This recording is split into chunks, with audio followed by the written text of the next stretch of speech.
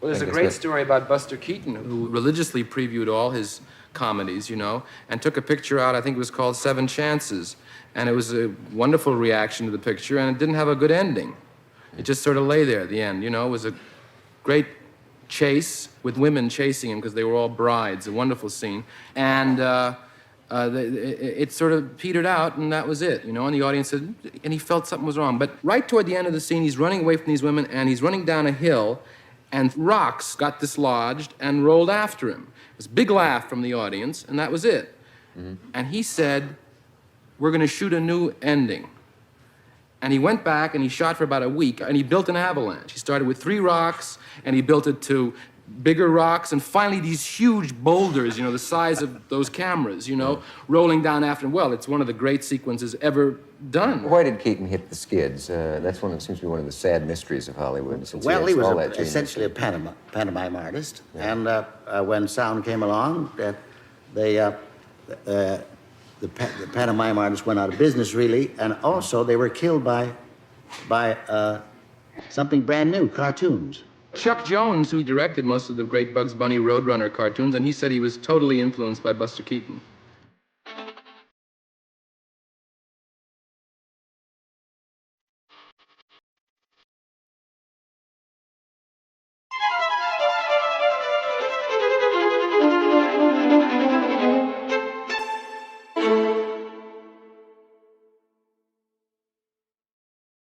Joseph Frank Keaton was born October 4th, 1895, in Piqua, Kansas.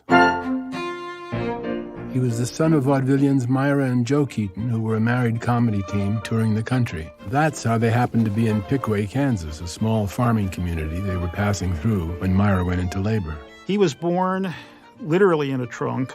His parents were part of the family medicine show, and he was considered part of the company at the age of 11 months. He wandered on stage one day when they were doing their act and bothered them. And the audience thought it was funny. By the time he was 4 years old, little Joe Frank Keaton had actually become a star in vaudeville, the youngest ever. Buster was dressed exactly the same as his father, Galway whiskers in the bit. Joe Keaton would be on the top of the table doing his various acrobatic maneuvers, and Buster would come up behind him with a broom, and he'd sweep the broom across and knock him down. And so that's how that act began.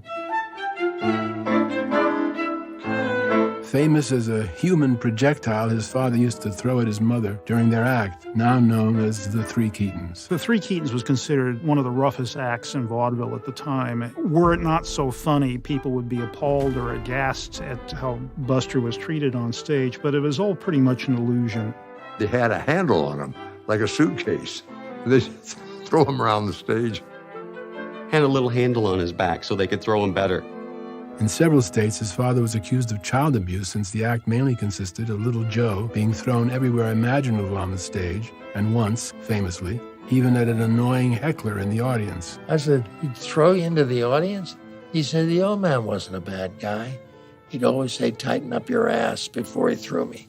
They were arrested numerous times, but managed to get around the law because, as Buster put it, the law read that no child under the age of 16 shall do acrobatics, walk wire, play musical instruments, trapeze, and it named everything. But none of them said you couldn't kick him in the face. Really, it defies logic that Joe Keaton would want to seriously or intentionally injure his son because Buster was the star of the act.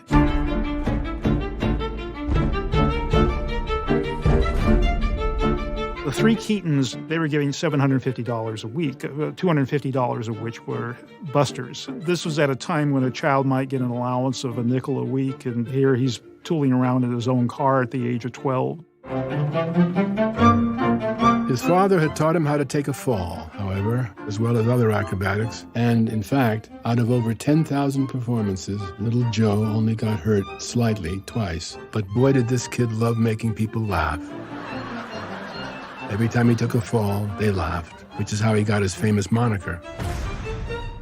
According to Buster's father, Joe, it was the famous magician Harry Houdini, a personal friend of the Keatons, after watching the kid fall down a flight of stairs unhurt at the age of 6 months, who said, "That's some Buster your kid took." Now, it may not have been Houdini who said it, but what the hell. Buster in those days was known to mean a fall. Nothing could have been more appropriate. Eventually, Buster Keaton took the funniest falls in pictures, a virtual symphony of them throughout his career.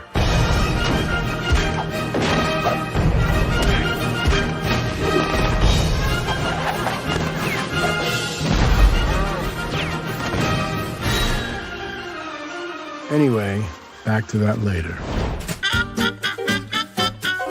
The three Keatons, Myra, Joan, Buster, became one of the most famous acts in vaudeville, repeatedly touring the country. And along the way, the act grew. The three Keatons became the four Keatons. Then the five Keatons. But in 1917, when Buster was 21 years old, the Keatons act broke up. Well, our parents had to give up the vaudeville act, and he set out to support us all. Yeah, he was determined that Louise and I would get the schooling that he never had. Buster goes to New York and gets a contract to appear in the Shubert Brothers' annual variety show, in this case, The Passing Show of 1917, booked to open at the Winter Garden Theater on Broadway. But the Fates had a different idea. Walking down a Manhattan street, Buster runs into an old vaudevillian pal of his, who's accompanied by a tall, large man known all over the world as Fatty Arbuckle. As luck would have it, Roscoe Arbuckle, a star since 1914, was just beginning to make two reel comedies for a guy named Joe Skank at the Colony Studio on East 48th Street. Two reelers run about 20 minutes each. Arbuckle says to Keaton, "Why don't you come over and watch us make a couple of scenes?" And once he saw Fatty Arbuckle shooting, he was changed. He knew what the future held for him. Buster falls in love with what he sees, breaks his contract with the Shuberts, and starts working under Roscoe Arbuckle's direction for the Comique, they called it Komiki, Film Corporation, which was turning out a series of two-reel comedies. The very first screen appearance of Buster Keaton takes place in an Arbuckle short called The Butcher Boy, released in 1917.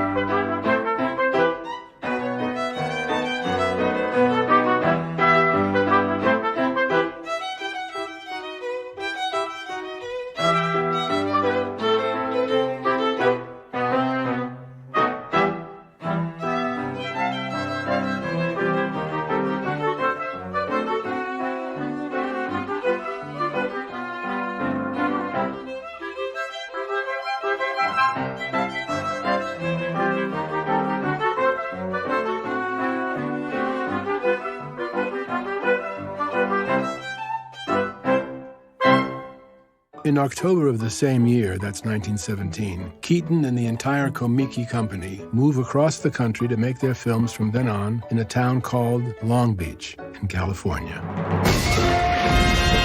The following year, with World War I raging in Europe, Keaton is drafted into the army.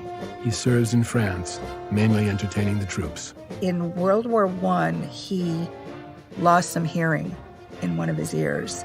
He was not a soldier on the front line, but maybe in training or something, he was near a can or a gun and that went off. And that affected him for the rest of his life. Buster comes back in April of 1919 to continue his work with Arbuckle, from whom he learns a great deal about directing films, since Arbuckle directs all his own work and enjoys mentoring his new pal. Fatty Arbuckle had largely taught Buster Keaton how to do film. Buster Keaton had taken Fatty Arbuckle's camera and taken it apart and put it back together again just to see how it worked. And, Fatty Arbuckle nearly killed him. The Fates entered the picture again in December 1919, when Arbuckle is signed to a contract at Paramount to star in feature-length films. In those days, remember, while features were considered the main attraction, shorts like Arbuckle's or Chaplin's were a very popular and commercial addition to them. People would go out of their way to see these shorts. Sometimes they could be the whole program. So Joe Skank turns Komiki over to Keaton to direct and star in 2-reel comedies to be released through Metro.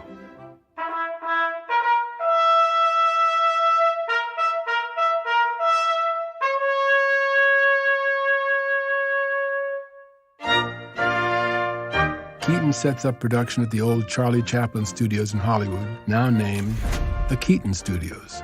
And so, between 1920 and 1923, Buster Keaton directs, writes, and stars in 19 quite popular 2-reel comedies.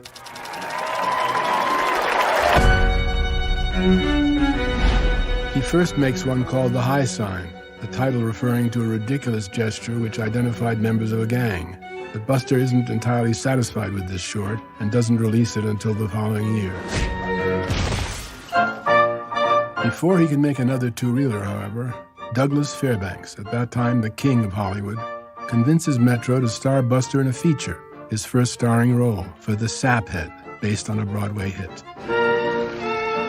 Buster is good in the film. It helps to cement his identity as the Great Stone Face, but the picture is pretty badly dated today. He has nothing to do with the behind-the-camera making of the film, yet it adds luster to his reputation. Right afterward, he creates his second 2-reeler, titled 1 Week, and that, instead, becomes the first release of a Buster Keaton production.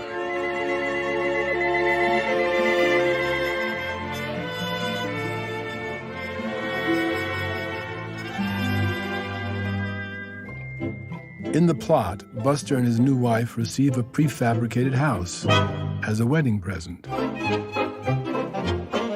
But a jealous rival of Buster's changes the numbers on the boxes, resulting in a disastrous house. 1 week? Boy, you can't beat 1 week.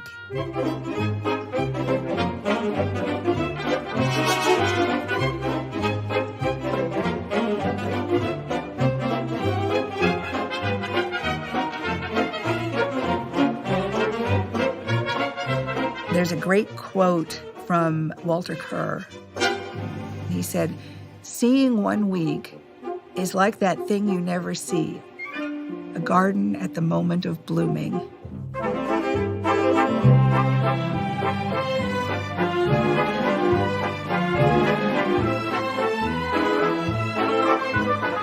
I was taken by his cinematic artistry.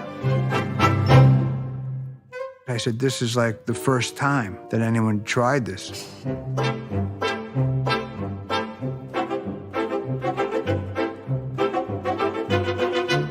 And then what a great gag with a train.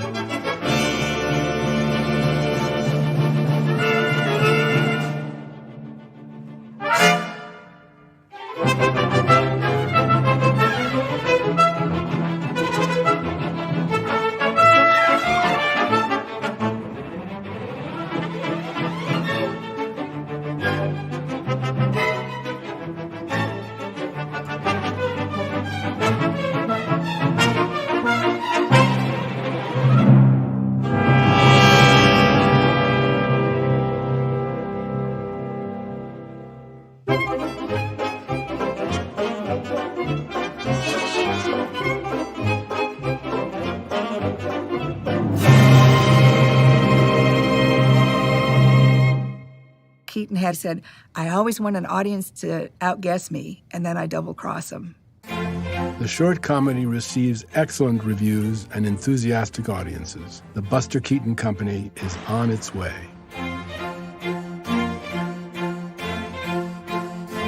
Three more shorts follow in 1920, including Convict 13.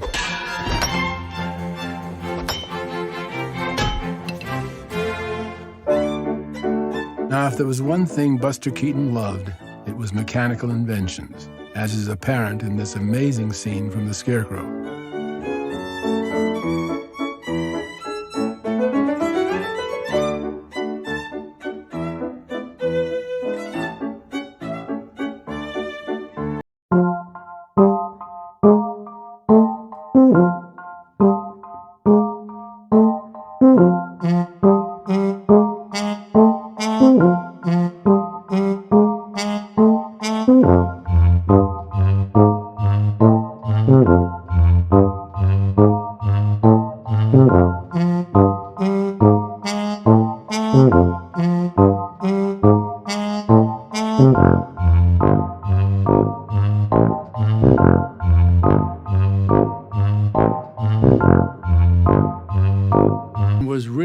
inventor, an inventive guy. He had an engineering mind that he turned toward the business of making people laugh. Outside in his backyard, he had little railroad trains, Lionel trains going everywhere. In the corner, he had a picnic table, and he would fix the hot dogs in the kitchen, put them on the train, toot-toot, and send them out. That was him. And the third short of 1920, Neighbors. I do like watching that. I've seen some of the footage of him and his dad, where Buster's head is in the ground, and his dad's trying to pull him up.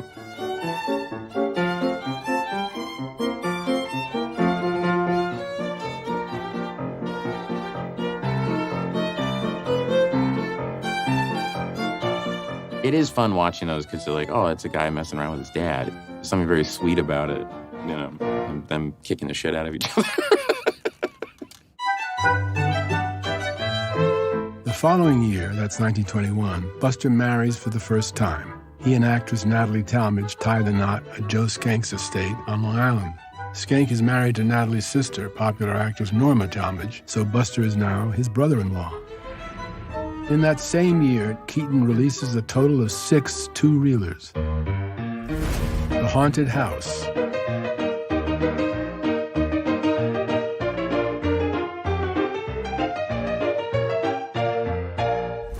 Hard Luck,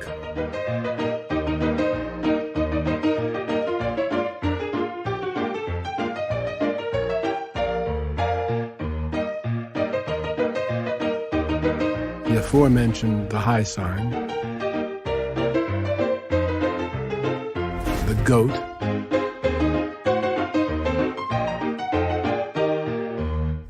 The Playhouse, a comic experiment of Buster's in which he plays every single role in the dream sequence.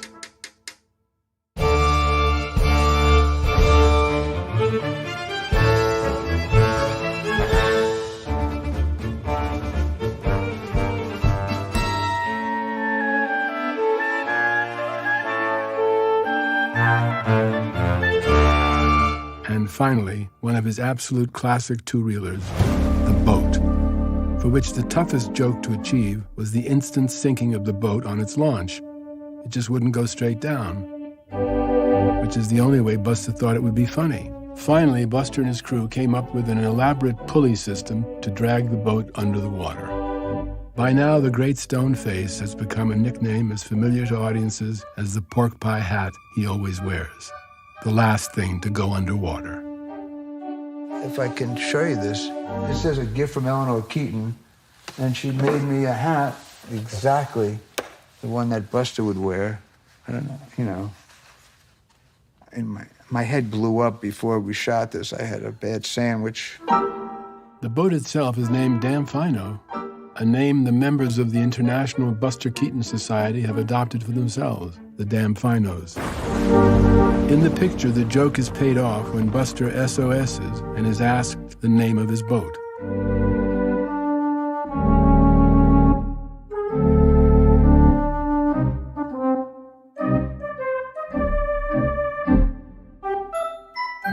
The boat itself is another of Keaton's wild mechanical inventions, one that is not exactly perfect. He was born to be a silent movie comedian because his face, his non-expressive face, expressed so much. Well, Buster had those big eyes, though. Anyway, great legs, too. He had that blank face that you could sort of paint your feelings onto. The Great Stone Face. They called him that, the Great Stone Face, but it was far from accurate. Buster's face had a great variety of expressions. His eyes alone told many emotions. He just didn't ever smile. He's got a mime's face. It's like Jean-Louis Barrault in Les Enfants du Paradis, that beautiful white face. Buster had that face. It just struck me in this way that this man could do all of these things without saying a word and without moving his face, and you knew exactly what the story was. Acting is in the eyes, not the face. It just shows you how little you have to do sometimes to sell something. You don't try to sell it. Just be natural. Buster Keaton always had that quiet tragedy, which is very, very funny. It's such a strange thing to watch the Fatty Arbuckle ones, where he's still making big facial expressions and doing all the sort of tropes of the era. When you see that start to fade away, it was just effortless.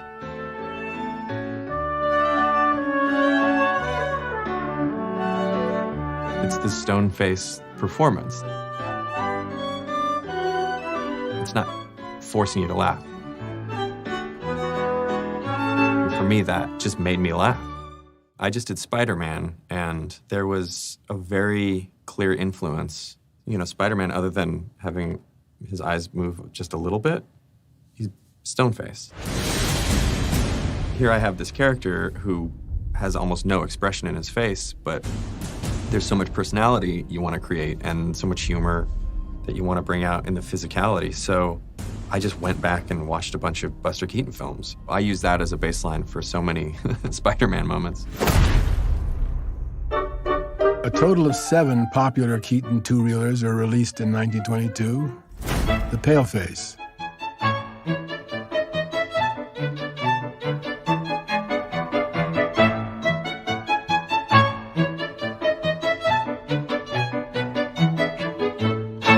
My Wife's Relations,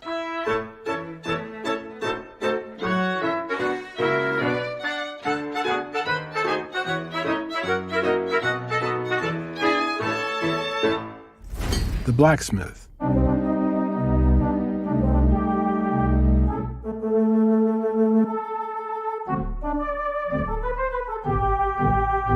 Daydreams,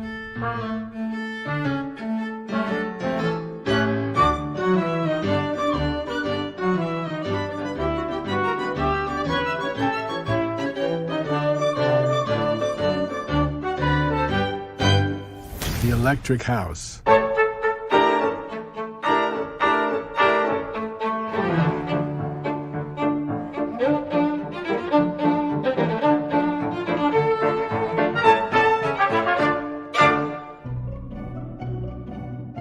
and perhaps one of his most well-remembered shorts, Cops, debuts. There are a lot of amazing things about his filmmaking, but more than anything for me, the idea that he'd be in these really heightened comic scenarios played incredibly seriously.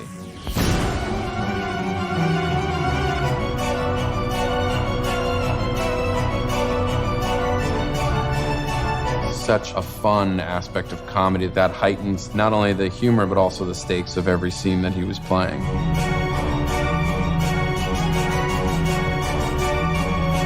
That thing in Cops where he grabs that car and flies up, I mean, that's unreal.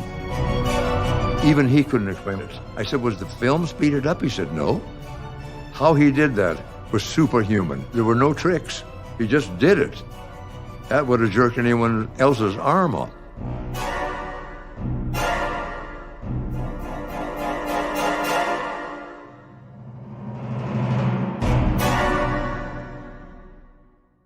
One of the things that always bugged me about comedians when I was a little boy, because I really like comedy, I really like comedians, was the fact that they had to be weaker than the other males in the movie. They had to be infantile. They had to act like a blithering idiot, or they had to be cowards, or they had to be scared. I mean, the joke is that Bob Hope is standing up against Jesse James.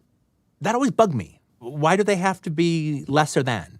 Why can't they be males? Why can't they be masculine? And Buster Keaton was that. And he'd put himself against guys who were taller than him, so he always had a slight, height deficit. He was a real exciting hero. That same year, 1922, he also does a parody of Western star William S. Hart called The Frozen North, and the satire is merciless. Hart always cried in his films, so of course, Buster laid it on thick.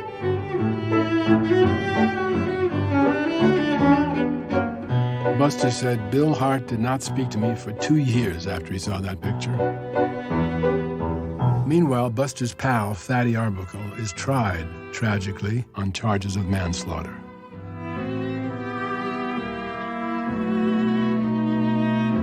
After 3 trials, Roscoe is exonerated, but the scandal nevertheless utterly destroys his career. To avoid any connection with this Arbuckle tragedy, Schenck changes the Komiki Film Corporation to Buster Keaton Productions.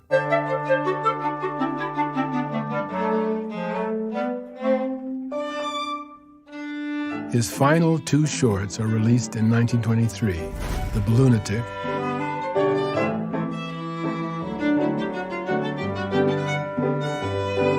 and his last, The Love Nest.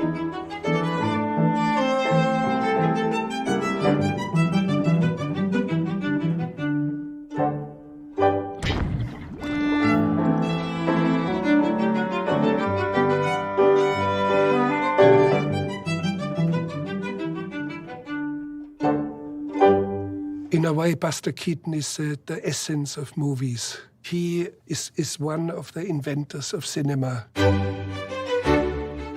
Buster Keaton Remembered is the book. I have it on my desk all the time because they were the fathers of my industry, my art, my business. The way they made movies, it's still the same way that you make movies, basically. They made the art form. He was such a great director. He puts himself in these impossible situations. It's definitely underplayed, and therefore I think it's more powerful. For Keaton, cinema was important. It wasn't the camera nailed to the floor or nailed to the moving truck. It was jokes that worked because of the movie camera. It was cinema itself that became the joke. I think a lot of my daring in terms of breaking the fourth wall came from Keaton, who, when Sherlock Jr. pointed out that it's a movie. And I'm always pointing out somewhere in my films that we're making a movie. Like when I did Spaceballs. He did it. Buster's always been with me and always will be with me. Our stunts always play in the wide. There's no fudging. The guy doing the stunt is doing it for real, and he felt very strongly about that, and I feel very strongly about that. I stole as many moves as I could from him. Buster said, you hit the ground with your hand as you're going down, and it absorbs some of the impact, and it works. The influence that he had on me was that he could do all these insane stunts and do these crazy things with his body, but at the same time, he was never like pushing it in the performance. Such control of his body, such agility. He was like a ballet dancer. Incredible control of his body. Amazing stunts, really. I think like nobody ever would dare. He has no fear or he's crazy. He's really doing what you see, which is true in almost all of his films. What you see is what you get. And to me, the best special effect in those films is Buster.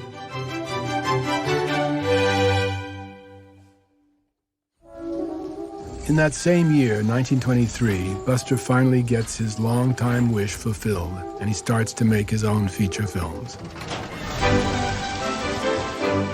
Already finishing 2 of them in that same busy 12-month period. Over the next 5 years, Keaton conceives, directs, and stars in an additional 8 feature comedies, the 10 being the greatest work of his career. There's no question that the films he made in the 20s are his masterworks. We will be coming back to these in detail after a while. Following this extraordinary high point, Buster makes what he would call the biggest mistake of my life. Joe Schenck convinces Keaton to sign with Joe's brother, Nick Schenck, at MGM, the biggest studio in Hollywood and perhaps the most regimented. Both Charlie Chaplin and Harold Lloyd advise him very strongly not to give up his independence, but unfortunately, Buster trusts Joe Schenck. They were great friends. They were married to sisters, but Schenck really made a deal with MGM. A perfect storm follows. Buster is drinking too much. His marriage is falling apart, and sound comes in and takes over the picture business. The silent era is finished. As Chaplin would say, just when we got it right, it was over. Right before he did that stunt on the facade for Steamboat Bill Jr., they come up to him and said, look, MGM just bought your rights, and he's going through all that with his wife. He just got 2 terrible cases of bad news right before you do a stunt that could take his life, and he still did it.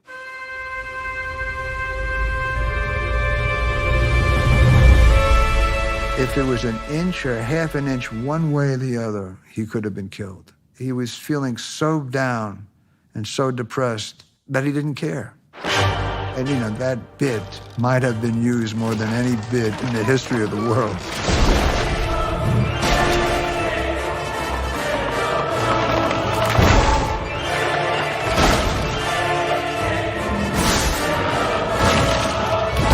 We did that in Jackass #2. We did an homage. The guy who rigged it said, look, when you get on that spot, don't move. This is a 20-foot high steel wall.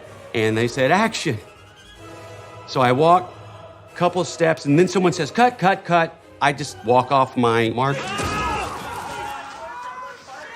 There was silence on the stage, except for my 9-year-old daughter. And she's like, Daddy, you idiot, what are you doing? And that kind of loosened the vibe up. It was still funny, probably funnier. For all his own shorts and features, except for the general, Buster never had a script. He and his people would come up with a good beginning and then figure out a satisfying finish. As he used to say, the middle would take care of itself. Yeah, I heard him say that. So many things happened on the spur of the moment. He said you would get an idea and just do it. It allows for so much spontaneity. If you get gold, that could affect our story, and instead of going this direction, we could go that direction. In 3 Ages, when he takes that leap from one building to another that he was supposed to jump across, but he didn't make it. And so he leaves it in, right? And creates a whole wonderful sequence.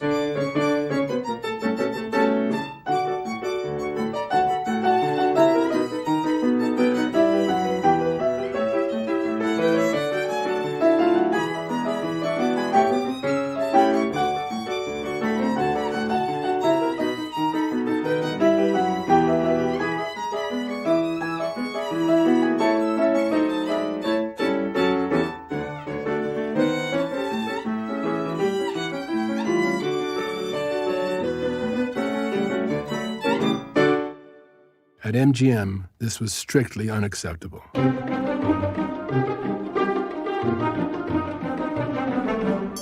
Scripts were essential. Everything spelled out, hashed over, budgeted, scheduled to the hour. Buster lost all of his power. He lost his freedom. They threw him into the meat grinder that was their production system. Comedians like Buster were used to having the time to go out, shoot things, try them in front of an audience, reshoot them, rethink the structure of the film, preview it again, etc. And that's not the way they were set up at MGM. Keaton was used to making films that cost 2-3 times what mainstream features were costing then. Steamboat Bill, for instance, that's a film that cost nearly $500,000 to make. The same year, a Lon Chaney feature, and Chaney was very popular with audiences, that $175,000. Right with Buster's first movie at MGM, The Cameraman, the difference is quite noticeable. Even his pork pie hat has been replaced with a far more upscale version. There are some good moments in the movie, but the overall timing and construction are off.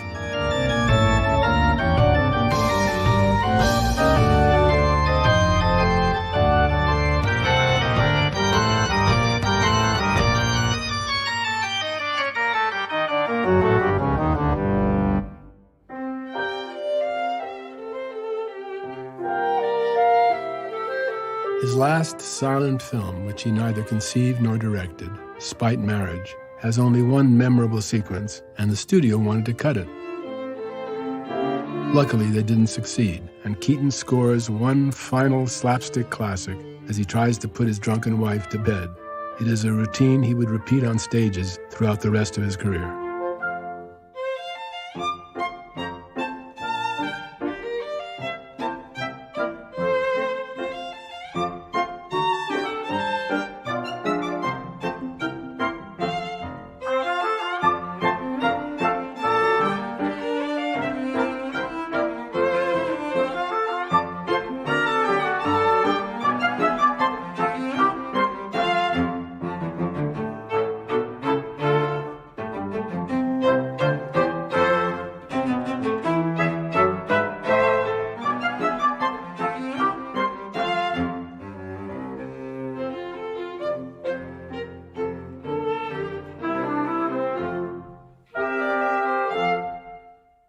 1930, Buster stars in his first talking picture, Free and Easy. All the boys with high blood pressure, all the girls with too much flesh, your day has come at last. Followed that same year by Doughboys. On guard. Pick it up, pick it up, pick it up. Neither of them is any good, but they are popular.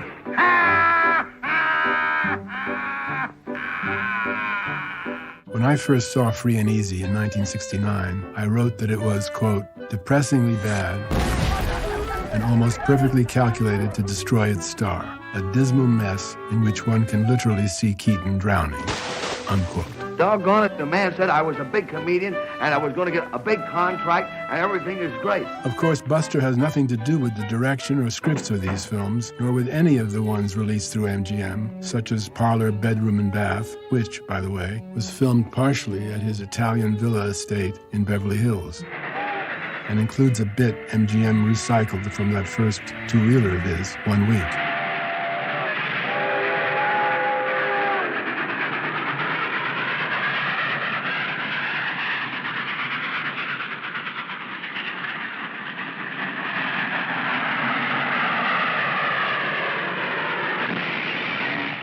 Or the 3 movies he made co-starring Jimmy Durante. They all date badly. They're dreadful. And you can tell that he's unhappy. I mean, he seems miserable. They don't realize, like, this guy's a genius. You can't just slap him together with Jimmy Durante in some dopey movie. What's that? That's a kangaroo. A what? A kangaroo. A native of Australia. Oh. What's the matter? My sister married one of them. Buster was a very mild person. He didn't say much to defend himself ever. He just stewed. He blamed himself for anything that was wrong. I'd say, those sons of bitches treated you badly. Oh, they weren't so bad. They treated you bad. Nah. He just lost his heart there. In 1932, Buster's wife Natalie divorces him and legally changes the last names of their 2 sons from Keaton to Talmadge, which devastates him. First marriage, which ended so badly. He said, I wasn't the best husband in the world either. He said, what are you going to do when you walk into your dressing room and there's a naked girl standing there waiting for you? I said, did that happen? He said, it happened all the time. The following year, in 1933, Keaton is having more problems with alcohol, and after sending him to rehab a number of times, where he met a young nurse named May Scriven, and whom he eventually married, MGM mogul Louis B. Mayer, fed up with his drinking, fires him. It was one of the worst mishandlings of creative talent in history. They wrecked him for years, MGM. Abbott and Costello made their worst movies at MGM. Laurel and Hardy made their worst movies at MGM. Marx Brothers, after Irving Thalberg's death, made their worst movies at MGM. The studio was just not a conducive place to make that kind of visual slapstick comedy. The drinking increases, and after 3 years, May divorces Buster. This, plus many financial issues, is finally too much for Keaton. He suffers a nervous breakdown and is taken to an army hospital in a straitjacket. Newspaper reports of the day write that Buster may never act again. At that time, he'd made all of his great movies. He was in a low point in his life. And it's in the 30s. He had just made a movie in France, which never made it to the States. He was coming back on the ship. Some publicity people hooked him up, it seems, with Jack Pearl, a great vaudevillian, fast-talking, was Baron Munchausen. He worked an accent. And Keaton knew that stuff in and out. And they were sort of set up to do a patter duo. My Aunt Sophie? In the middle of the ocean. You got off to see your Aunt Sophie? Yeah. How'd you get off? I got off the boat, walked down, and went over to see her. Because Keaton would kind of go along with the routine, but Keaton's heart wasn't really in it. He looked tired. He wasn't really keeping the rhythm going, and Munchausen's whole thing was, And I tell you something, there was a mermaid, she was playing the piano. She was teaching the fishes their scales. Why don't you say something? And there was an anger between them. You know, I saw one fish tuning the piano. You know what kind of fish that was? Had the slightest idea. What? And Munchausen, Jack Pearl just grabbed him. It's a chilling thing. Keaton, he looks to me like he's saying, what am I doing here? Why am I acting like a feed to this vaudeville comic? After one entire year of total sobriety, he took what he called his final drink. He downed it and only rarely thereafter fell off the wagon. In his later years, he would drink a single glass of beer every evening, just one, with no ill effects.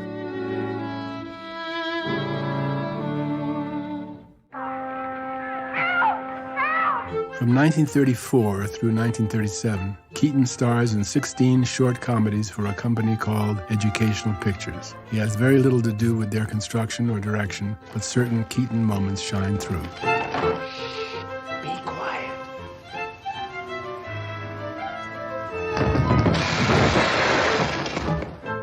By now, he has conquered his problems with alcoholism, yet one of his co-stars reports that between shots, Buster would go into a corner of the set and cry.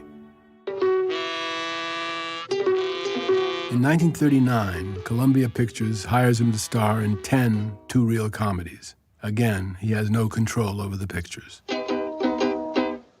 In a little Spanish town, 'twas on a night like this. Stars were peekabooing down, 'twas on a night like this.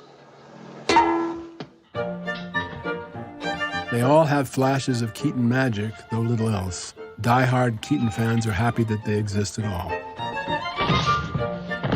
But they are a far cry from his 20s work. Would you care to dance with me? Would I?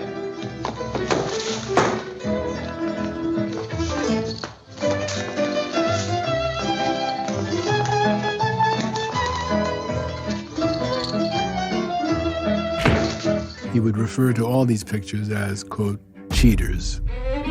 From 1937 to 1950, Buster works intermittently for MGM as a gag writer and occasional director of certain sequences. He helps Red Skelton in remaking a couple of his own silent classics. Major, after this, they'll probably make you a colonel. Oh, well, I'd rather that they made me a civilian. Suggests gags for the Marx Brothers and others. Buster was so modest, he would always take me over to one side, and anytime he had an idea, he would say, I think this would be a funny thing to do.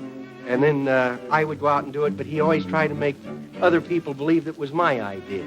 It was really Buster. His salary at MGM has gone from $3,000 a week to a weekly $100. You're only getting paid this much to work for them, and he used to be one of the biggest stars at the studio, and he says, well, if I'm worth more, they'll pay me more. It's just kind of very down-to-earth. In 1940, Keaton marries for the last time to the lovely and loving Eleanor Norris. They had met when she was a dancer at MGM. She was just the warmest, most wonderful woman. She was so important to his midlife and later years. She saved his life as far as I'm concerned. She had that sort of forthrightness, no BS, tell it like it is kind of personality. And at the same time, she would do absolutely anything to keep Buster's name out there. Eleanor often plays the passed-out wife in Keaton's routine from Spite Marriage of putting a drunken woman to bed. They do this together all over the place, including Ed Sullivan's popular TV show. It is a very happy marriage and continues for the rest of his life. Lie down. That's the best advice I can give you.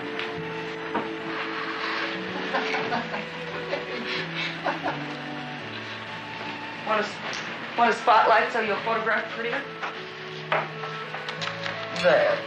That'll bring out the sweat on his brow. I'm gonna sell her.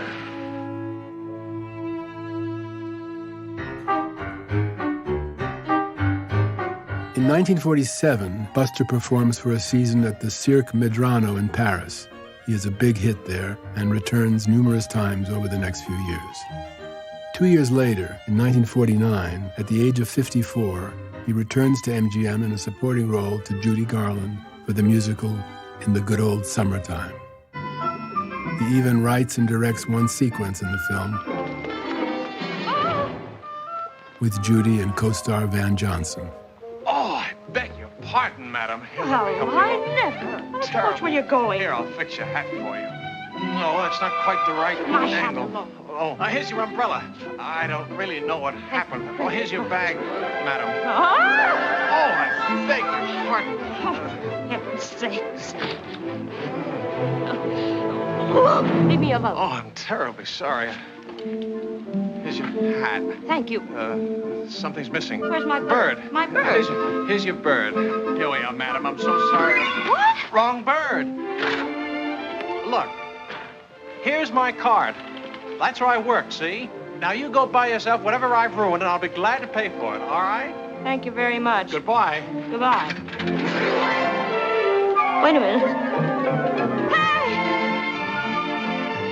That same year, novelist, poet, film critic James Agee publishes in Life magazine his famous article about the silent period titled Comedy's Greatest Era, in which Buster is heavily featured as being, along with Chaplin and Lloyd, one of the three greatest comedy stars of that time. Harry Langdon is the fourth. This leads to a weekly half-hour television show in Los Angeles called The Buster Keaton Show.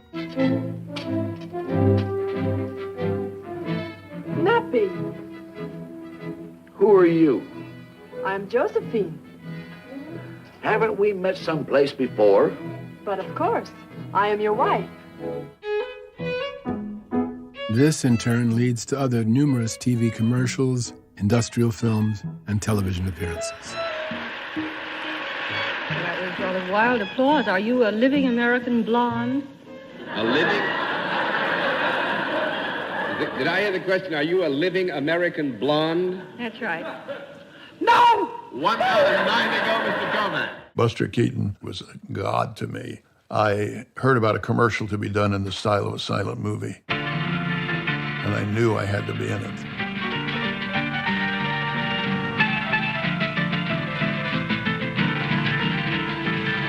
I was a Keystone cop, and there were about 6 of us chasing Buster.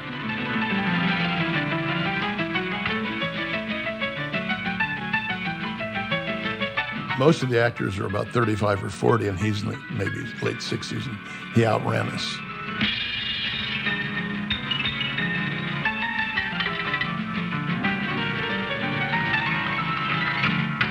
He gave 100% to everything he did on camera, whether it was a cameo in a feature film. Pardon me, young woman. I'm sorry, but oh, what a lovely baby. Or a TV commercial. I've seen a lot of those. And they're all worth watching because he always gives you something. Simon Pure Beer presents Buster Keaton.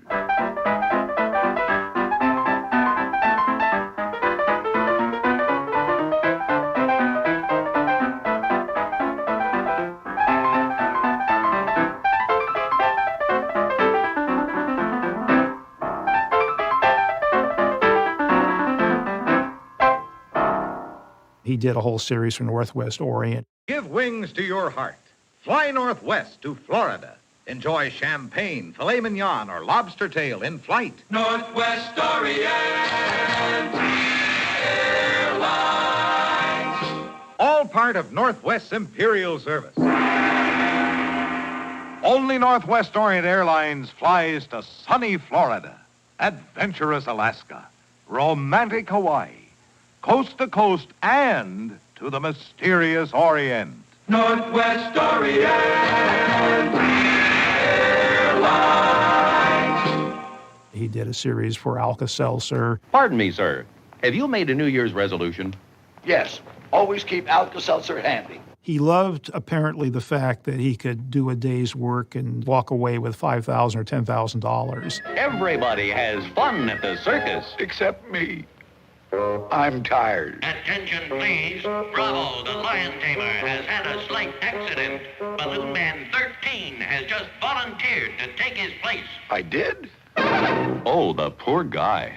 He's got an aching head, an upset stomach, and a lion. What you need is some Alka-Seltzer. He was very active in television. I saw him on The Ed Sullivan Show. I saw him on Candid Camera. Candid Camera. Candid Camera. Candid Camera, which I was on myself, I might add. And they paid me $10. Alan Funt. Alan, God bless you. I hope you're having fun up there. Ripping the angels off, son of a bitch. Now watch the pepper, the top will come off. His wristwatch went in his suit. She's trying to hold it in.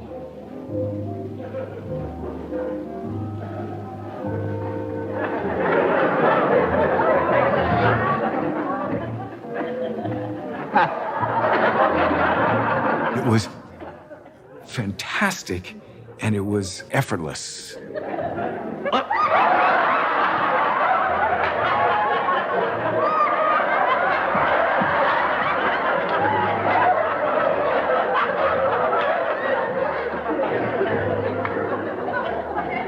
His timing just had that razor edge.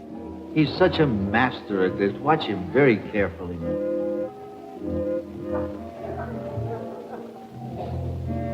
You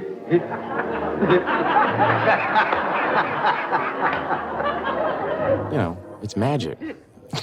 it's unreal.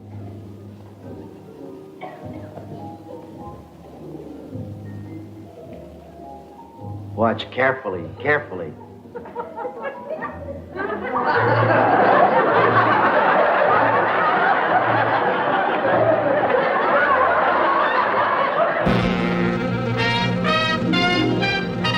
This is your life. You see a man who's used to being quite stone-faced, who's seemingly overcome by emotion in a way that's pretty touching to see. And later on, when things got rough, you move in with your mom into the first little house that you'd bought for her. And to your home comes a girl who has made friends with your family, a girl who is to remove any possible remainder of disappointment in your life. And here she is, Eleanor Norris, who became your devoted wife 16 years ago, Mrs. Keaton. Here's a pretty gal.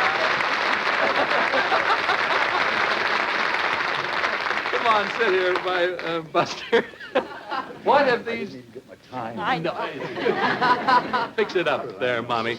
What have these years of marriage to Buster meant, Eleanor? Well, we've been very happy. Of course, we've had some lean times, too. But Buster's been so happy he's wanted to go back to work. And I've been very proud of the way he's come back into prominence. You bet. America's happy to have him back. You developed an act so that Eleanor could appear with you, didn't you, Buster? Did you rehearse this? Well, completing this reunion of those nearest to you, here are your two sons. From Reno, Nevada, your son Bob. From Los Angeles, Jim. Here's Bob. And here's Jim. Bob, you're a builder in Reno. What do you say about this dad of yours? Well, he's always been a great guy to us, Ralph. Wonderful. I thought of him, in addition to his great skills as a comedian, as a terrific actor. If he had turned his attentions, as he did sometimes later on, to straight dramatic work, he would have done very well at it. You can keep dismissing them, stripping them of all power, disgracing them, and replacing them until the end of time, and it still won't get my overcoat back. And when I protest, they'll still throw me into prison, because it's not they. They're just part of a machine that was to give us so much happiness. This machine that reduces a broken heart to a number in a catalog that says a hungry child is nothing more than 26583-Y. Stop him. The machine that has made us forget what kindness, warmth, and pity means. When you say you care, you lie. You can't possibly care. None of us can care. We've forgotten how. In 1950, Buster is seen briefly in Billy Wilder's savage Hollywood drama, Sunset Boulevard, playing one of the uncharitably named waxworks. The others around the table would be actor friends, dim figures you may still remember from the silent days. I used to think of them as her waxworks. One diamond. One heart. Spade? Pass. 3 no trump. Pass. Pass. In 1953, he appears with Charlie Chaplin in a few scenes from Chaplin's Limelight. For silent movie buffs, it is a golden moment. I never thought we'd come to this. The one and only time these two giants of early Hollywood appeared together.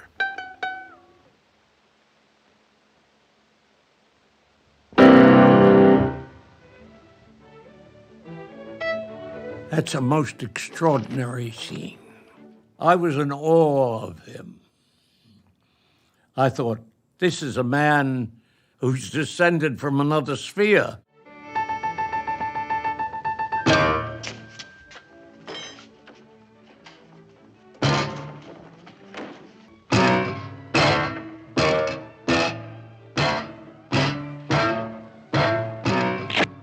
I had tons of memorabilia of Keaton. And Eleanor, beautiful Eleanor, she's walking around and saying, yeah, I was with him when he shot that, and I was with him during Limelight. And so I was able to ask, I said, how did Charlie treat Buster? She said, he treated Buster just like a king. In the last scene of the picture, Buster had taken it on himself to see that Charlie got the best shot he could possibly get of his death scene.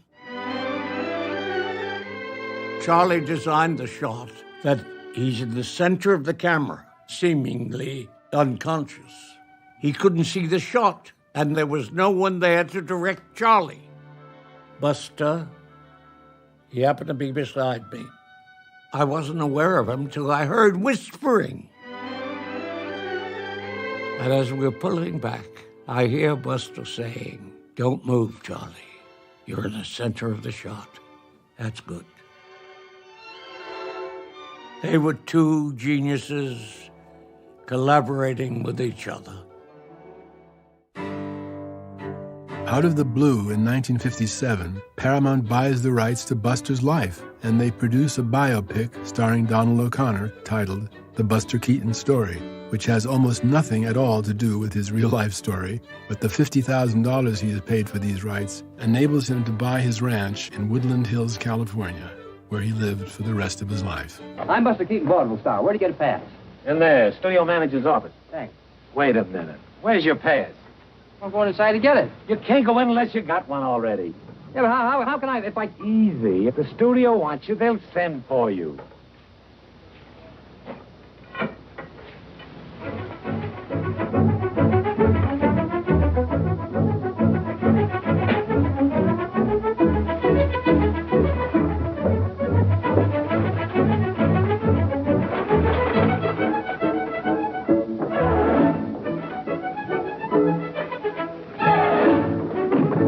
It's Oscar night in Hollywood. In 1960, Buster is awarded a special Oscar from the Academy, celebrating his over 40 years in pictures. It is only proper that the people who made these pictures should also be rewarded in some fashion.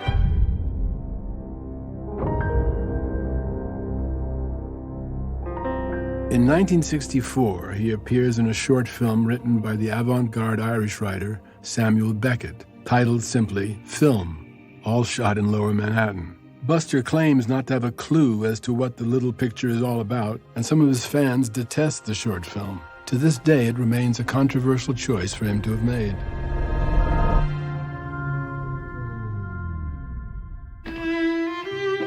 And the following year, 1965, he stars in a short film made for the Canadian National Railways titled The Railrodder.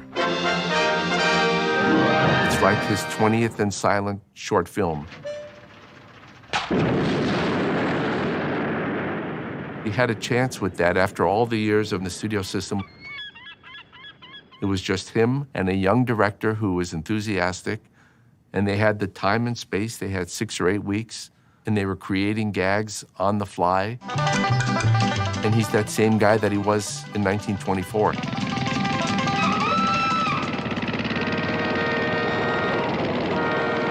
It's great that he had a chance to make one last film as that character. Stand by. Okay, roll. There's also a documentary of its making that was shot simultaneously, containing some very interesting and revealing moments of Keaton working out a gag. This is the shot of the bridge that we get. Yeah. We get the valley like that, this damn great big bridge. We combine the two gags, the same thing. I don't know. I put my broom down, everything else, and I wonder where I am. Out with the map, and once I get it spread, I'm helpless. When I hear shot going across that Brussels, it's all funnier. I'm chasing them but fighting a paper at the same time. The director has decided against Buster's idea. Instead of being wrapped up in a map, Keaton crosses the bridge doing his laundry.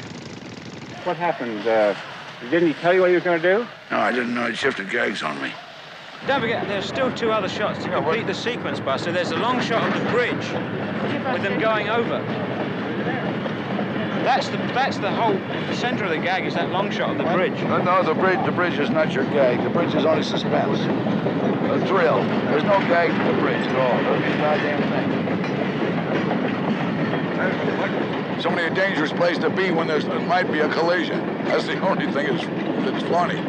Well, I know the main reason they didn't want you going over the trestle with all wrapped up in newspapers and things. Said it was too dangerous.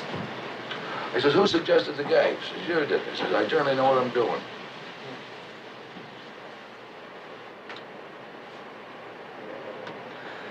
That is not dangerous. That's child's play, for the love of Almighty. So I'm gonna take the money and I'll pick it up tonight. But his most noticeable acting work here at the end of his career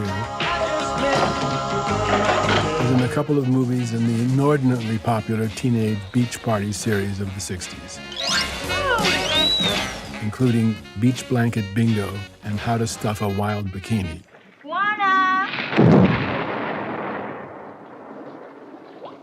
Sorry, it was on house call. The young kids seemed to like old Buster, but had not a clue of his storied past. Tell daughter to come here. Daughter's a real pro. They call her the witch's witch. Frankie here wants to get back to beach where Dee Dee is, like right now. Daughter, you good kid. He was working right up to the last. I mean, he was dying when he made The Scribe. The director of that film told me that they had a double on set, and Keaton was appalled that he would be expected to use a double anywhere. There were a couple of long shots where the double is actually seen because he was terminally ill at that point.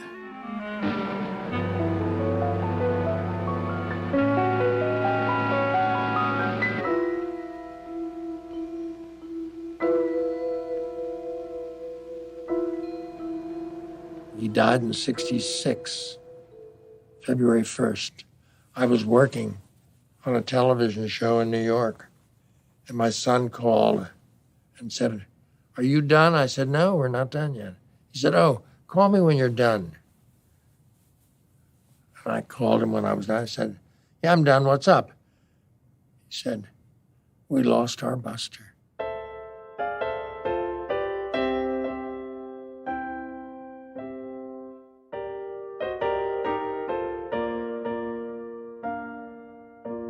He died standing up, you know. He was a great bridge player, one of the greatest bridge players in the world. For a long time, he supported himself by playing bridge with a lot of the big guys at MGM. Louis B. Mayer and those guys who had dropped him, but they played bridge with him. In his house, he had a little room which was set up for a card game. This last day, he was restless, and he was playing badly. And he was standing up playing. He sat down, and he was dead. I did the eulogy for Stan Laurel one day in February. Exactly a year later, in February, in that same chapel, I did the eulogy for Buster. And everybody was there except for Buster.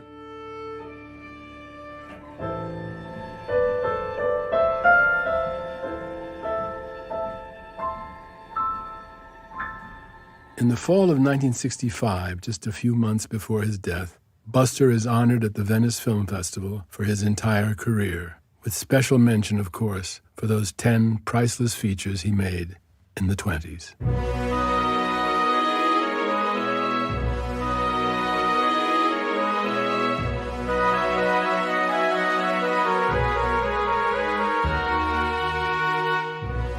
And the first of these was titled 3 Ages, in which Buster parodied D.W. Griffith's multi-epoch drama, Intolerance, sketching out the relationship between Keaton, his beloved, and the villain, always Wallace Beery, over 3 wildly different time periods: the Stone Age,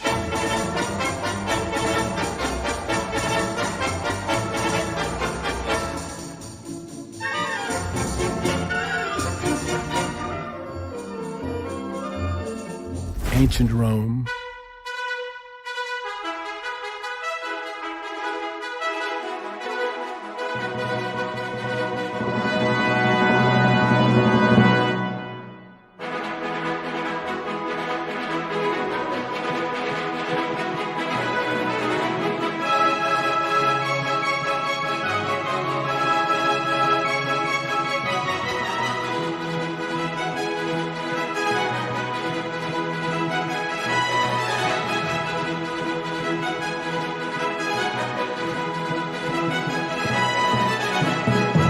and the then current 1923.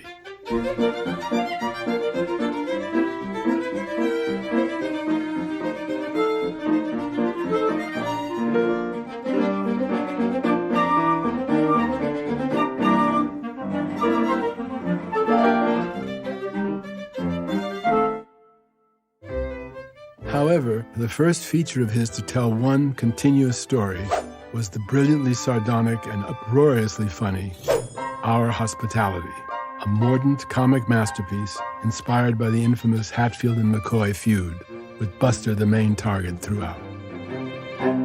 As soon as the family of the girl he's fallen for learns of his identity being the inheritor of the feud, Buster becomes a walking target. Of course, this was in the days dominated by single-shot handguns. Eventually, he figures it out, but also learns that the father told his sons that they couldn't kill him while he was actually a guest in their home. Again, Keaton relishes making fun of a dark, murderous situation.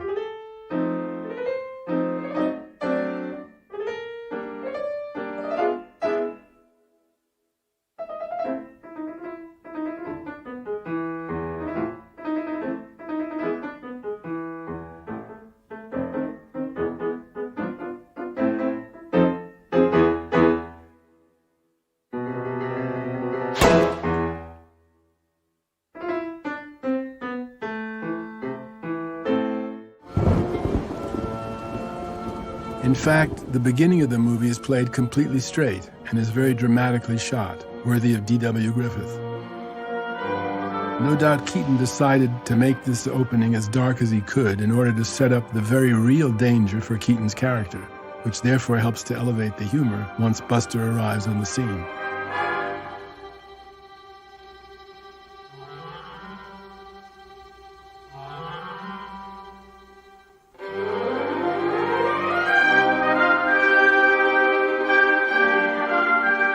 Keaton also insisted on historical accuracy, starting with the ridiculous but true replica of an early train, which actually combined elements from 2 of the very first trains, one British, one American.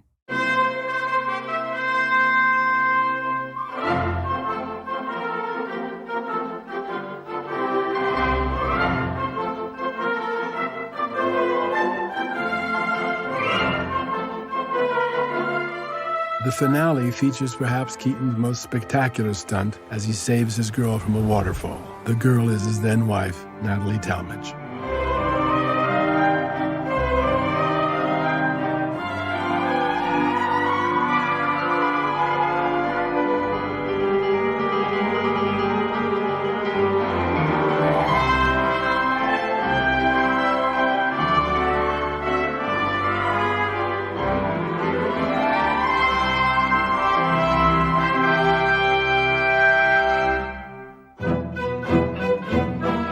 Two classic Keatons are released in 1924. Sherlock Jr., in which, as a movie projectionist, he imagines himself in a picture he's projecting.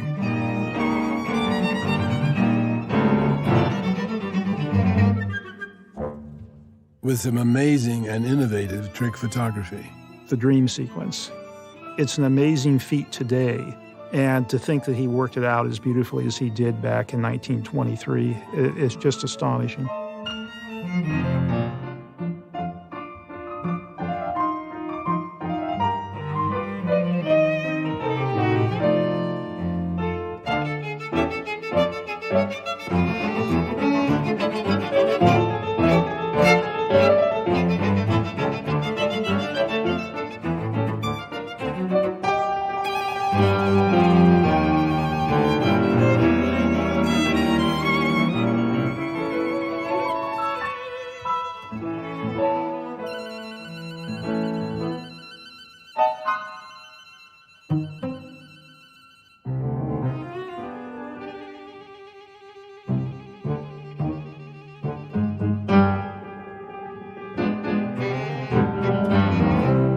And one sequence that proves what an accomplished pool player Buster was. The 13 ball has been established to have a bomb in it, so Keaton manages superbly to avoid hitting that ball.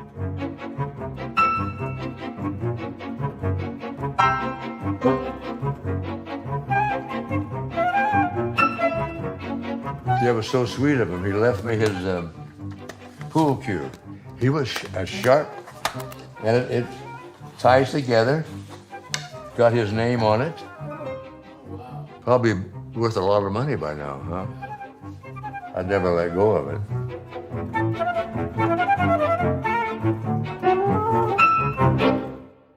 It was also during this film that Buster suffered a serious injury. While nobody would argue that he had a fair share of damage throughout his career.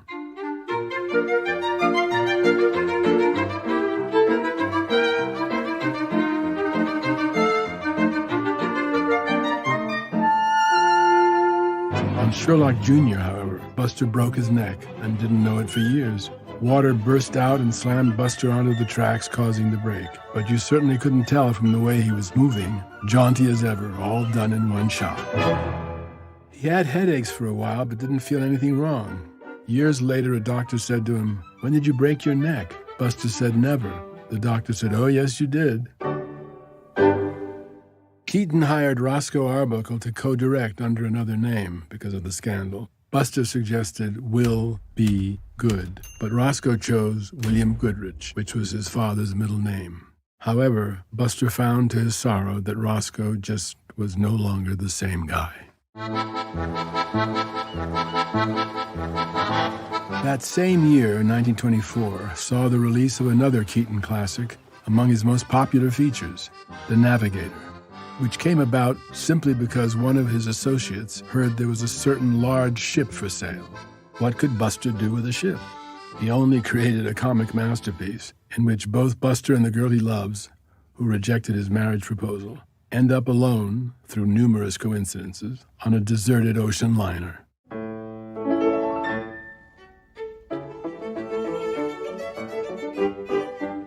One of the most memorable is the sequence that follows their both figuring out there is someone else on the ship.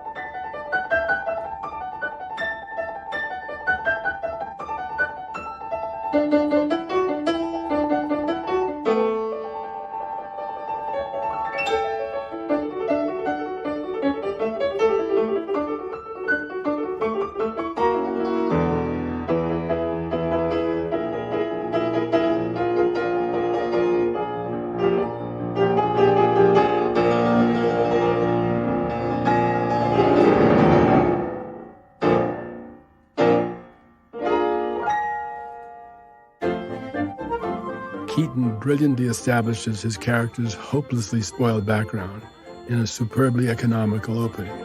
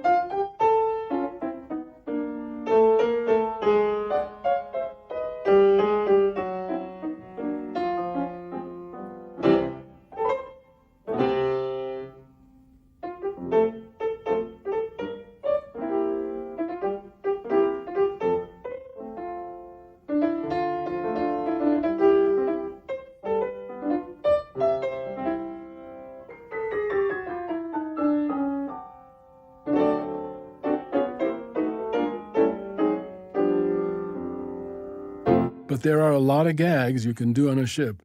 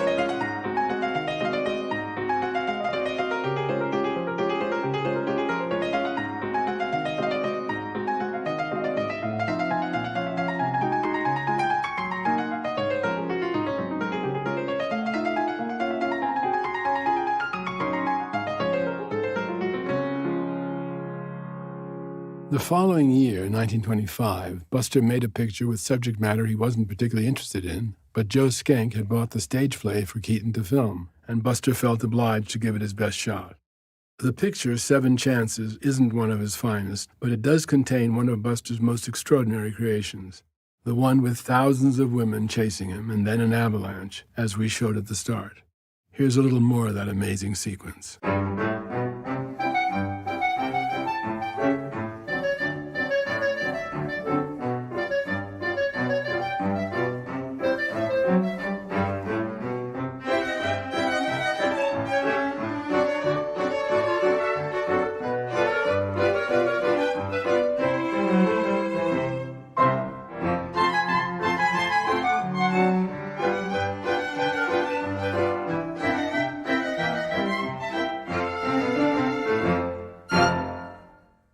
Also released in 1925 was Buster's eccentric love story between Keaton and a full-grown cow named Brown Eyes. Go West is by no means his funniest film, but it's strangely touching, and the love between the two is palpable. Eventually, the real Brown Eyes just followed Buster wherever he went.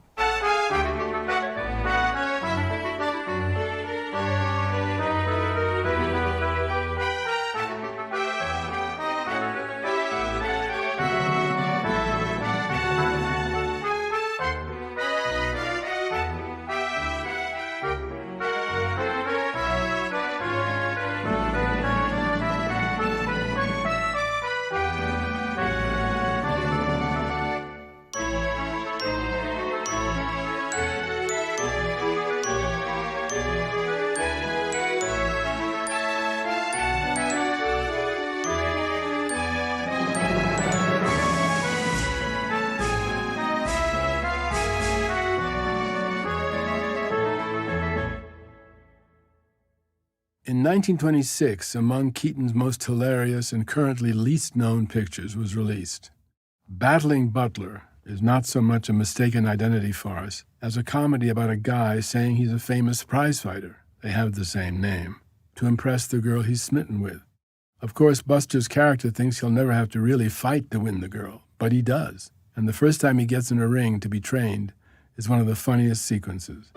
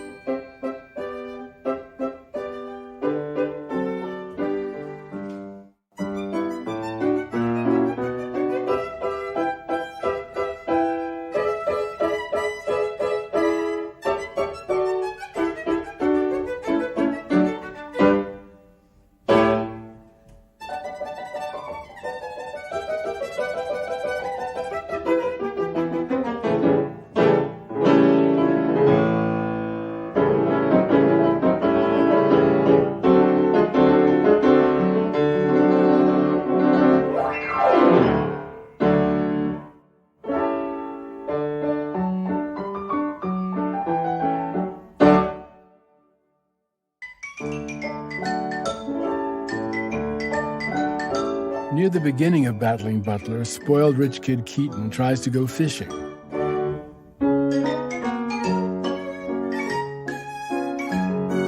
Or maybe shoot a duck.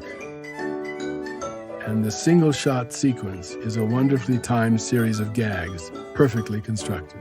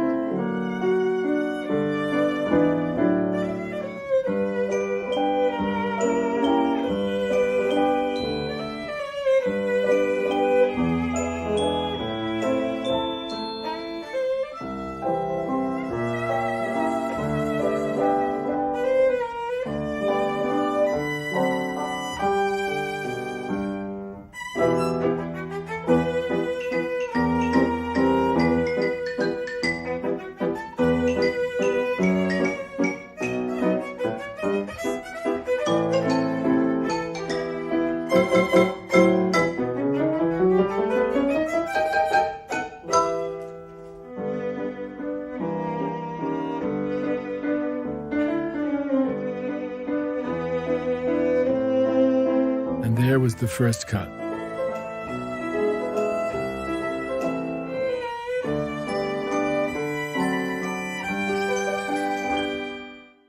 Good evening. This is Orson Welles. And it's my great pleasure to introduce this evening, in this series of great silent films, one of the great films of all time, one of my favorites, The General, by and with Buster Keaton. Released later in 1926 came what many people today believe is Keaton's greatest work. The General, his daring, beautifully photographed Civil War comedy, was recently voted in a poll of film critics and historians at number 18 among all movies ever made. It was also the highest polling silent picture. Very few films in all history have ever equaled it. On the subject, certainly, nothing. It's 100 times more stunning visually than Gone with the Wind. At the time of its release, however, The General was not considered all that terrific, and indeed was harshly criticized by some who said it wasn't funny seeing men get killed.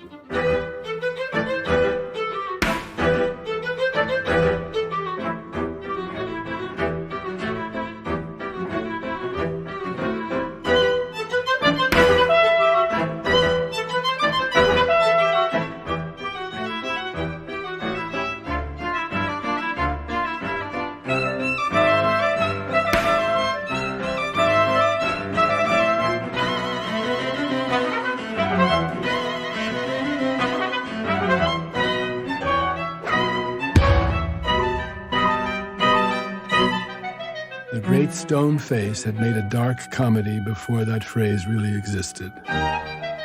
The film was not a huge success either. Nevertheless, Buster himself always referred to The General as his best film. Not only is it just a constantly hysterical film, I am a big proponent of action cinema, and it's one of the great action movies.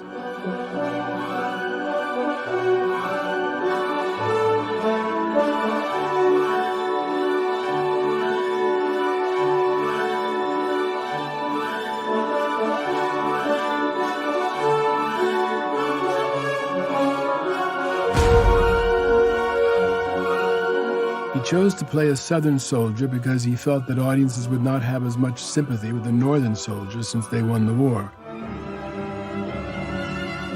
He does a more lethal version of the cannon joke from The Navigator.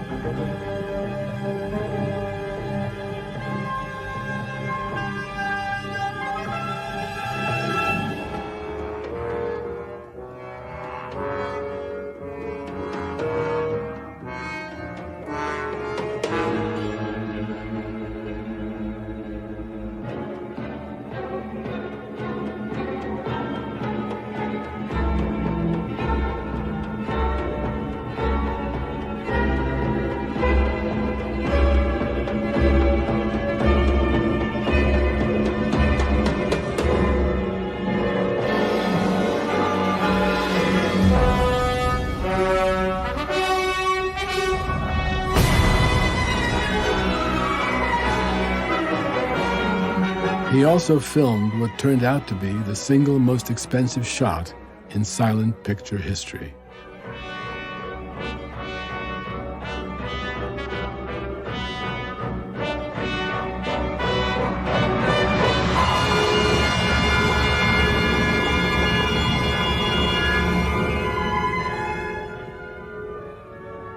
Buster's last two independent features are, strictly speaking of laughs, perhaps his funniest of all.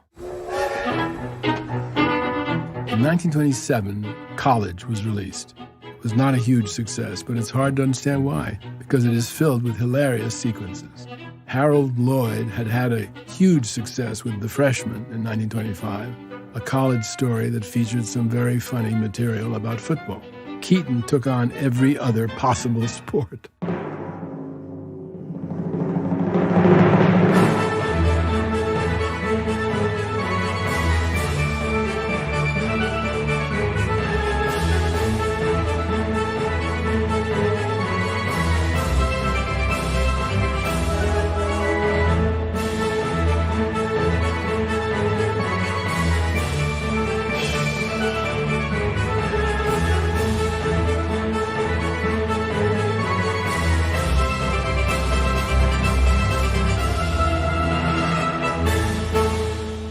Early in the movie, Buster tries to get a job as a soda jerk and watches the pro at his position.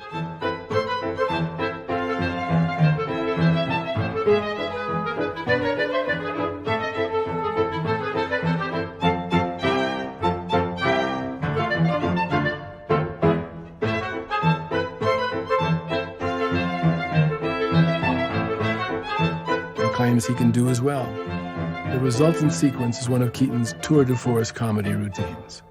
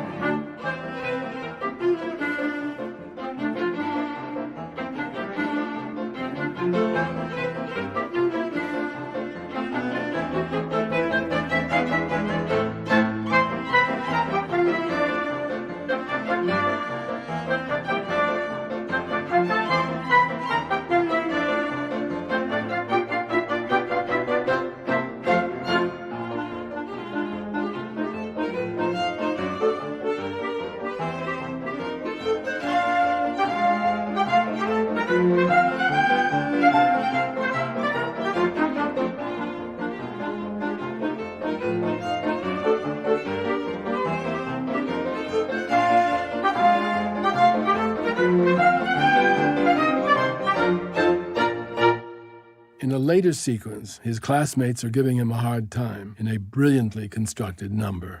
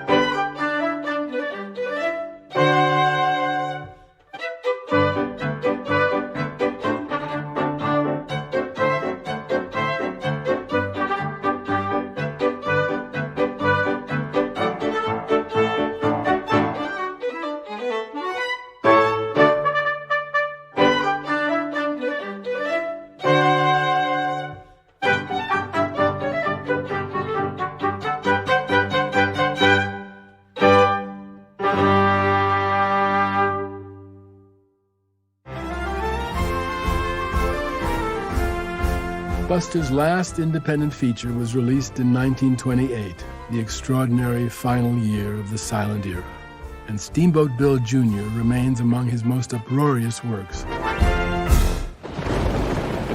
climaxed by an amazing hurricane sequence.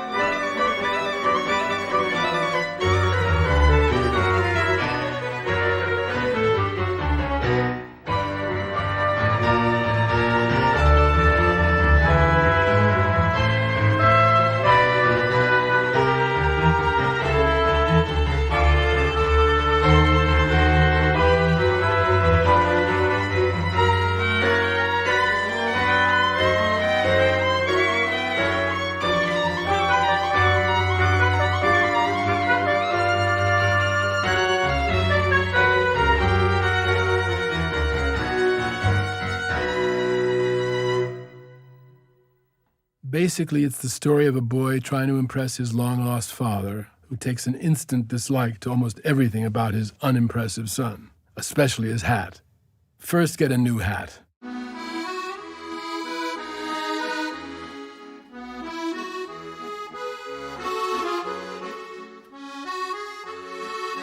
Buster even sneaks an inside joke into the midst of this by quickly hiding the pork pie hat already long associated with him.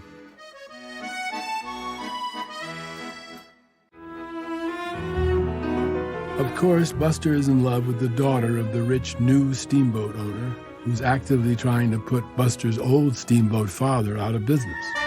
The daughter's father has banned Buster from ever coming onto his boat. Buster's father insists that Buster stand up for himself and get right onto his girlfriend's boat. This leads to one of the funniest sequences in this final, sunny, beautifully constructed silent masterpiece, his 10th in 5 years.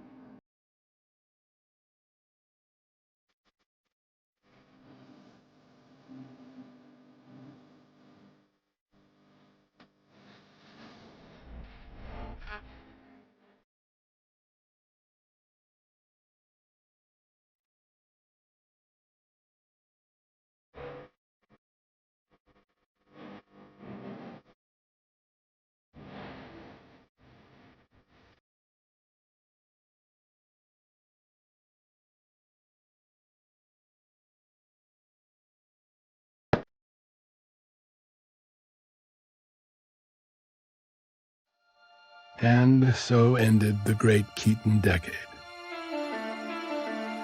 His independence, his marriage, silent movies, everything he had achieved was forgotten. And pretty soon, he fell prey to the country Gore Vidal referred to as the United States of Amnesia.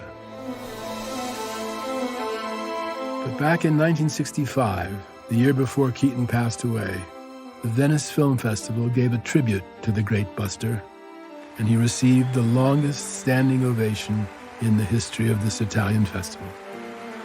For more than 10 minutes, the applause rolled on.